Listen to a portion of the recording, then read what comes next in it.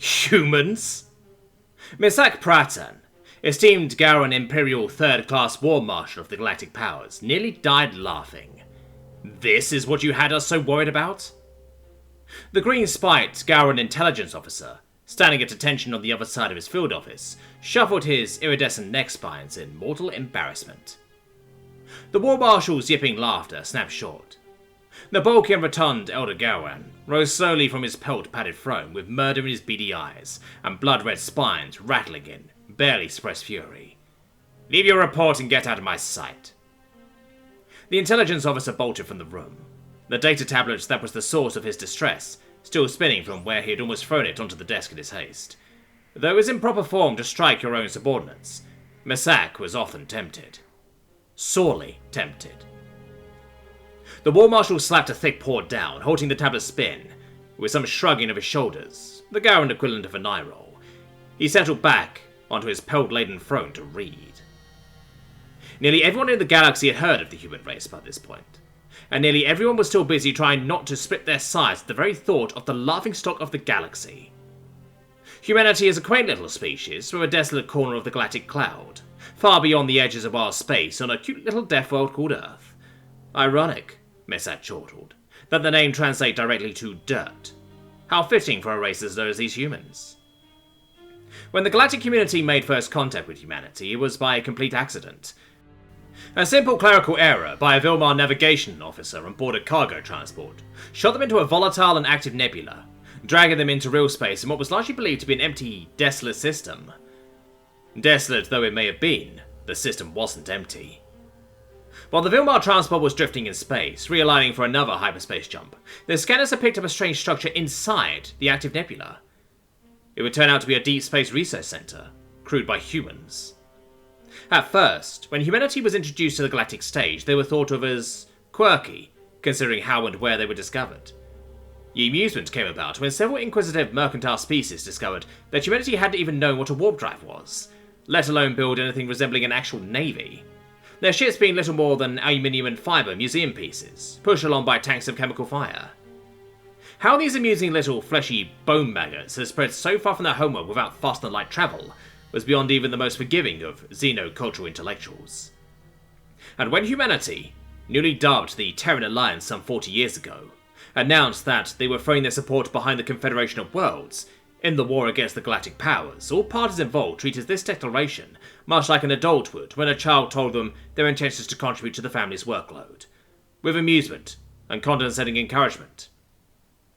War Marshal Misak browsed the data tablet, flicking past the idiot intelligence officer's opinion piece on the report. The Gowron War Marshal was in charge of the Congress of the Tenval system, a truly unique solar system in the galaxy, in that the entire system existed in what equates to a thin but tangible dusty orange atmosphere, nearly half a light year in diameter. The Tenval system was discovered early in the war, after being dismissed before as an oddly dense nebula. When CW forces found several planets laden with abundant resources hidden within the system's cloud, the GP rushed to seize the system for themselves. 3 galactic cycles of constant entrenched war in this blasted system later, and this is where 3rd Class War Marshal Misak Praten found himself. On Tenval 7, the system's 2nd largest planet, embroiled in pushing the remaining Confederate forces off the planet once and for all. It wasn't but 2 days ago that the intelligence branch had intercepted a Confederate communique of an incoming wave of reinforcements. A shame those turned out to be human reinforcements. Well, a shame for the Confederation at any rate, Misak mused. Flicking his paw to the Analysis tab, Misak came to the breakdown of the Terran Fleet's forces. Glancing at the designs and designations these humans had concocted proved useful to amuse him, at least. To the humans' credit, once the emissary had been laughed out of the Galactic Senate chamber 4 decades prior, the Terran Alliance had pushed to build something that kind of resembled a spacefaring navy. Their first designs were terrible, the mangled and ugly amalgamations of a children's finger painting. Their first successful design was, again, ugly. A long, blocky thing that was little more than target practice for most other species militaries. A battleship, they called it. A Leonidas-class battleship, the Spear of Terra. This battleship was laughably outgunned and outmatched by even the smallest patrol boat of the Galactic Power's weakest ally. The only thing mildly impressive was the quarter-click-long railgun laid through the hull. Other than that, the Leonidas had little else to brag about.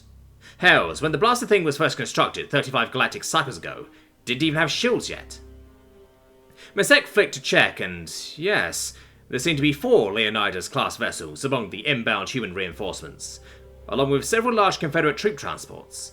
However, there were a number of other craft among the convoy that Masek didn't recognize at first glance. Another human creation, and relatively recent at that.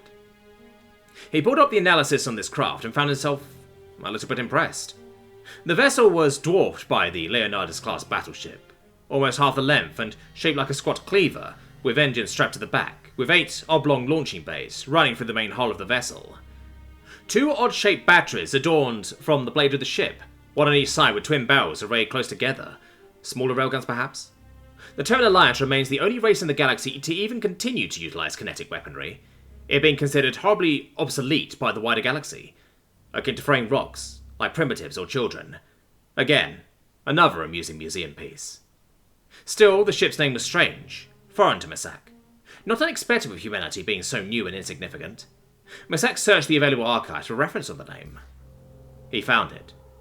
The new ship's name was a reference to an ancient tale of a sword being hung above a throne of a ruler, suspended on a single string of hair. War Marshal Masek dismissed the rest of the tale. The details were useless anyway. He took one last look at the odd human vessel and scoffed at his moniker, typed out below his name. Sword of Terror indeed. The humans had arrived. The Confederate forces had rushed the Galactic Powers lines, and the Garan forces were routed, crushed in flames. War Marshal Masek of the proud Garan Empire dragged himself into the pulverized remains of what was once his field office, the roof ripped off by the orbital strike for the Terran's new war vessel. He sat upon his crumbling throne, once padded in soft pelts, and gazed up at the orange sky, and there, hanging in the lower atmosphere, were the thick-bladed hills of the Terran Alliance's newest support platforms, the Swords of Terra. He watched on as one of the main batteries flashed, and another of his battalions vanished in a cloud of dust and the deafening crack boom of railgun fire. He let out a weak, gurgling laugh as he saw those guns turn on him. There, seated on his crumbling throne, watching as the sword came down, did he understand the meaning of their ship class's name. Far too late. The last transmission from Masek Pratten, esteemed Galvan Imperial Third-Class War Marshal of the Galactic Powers, commander of the invasion of the Telvanvala system, was a single word. Static and wet. It was spoken from the lips of a man broken by his own hubris. Damocles.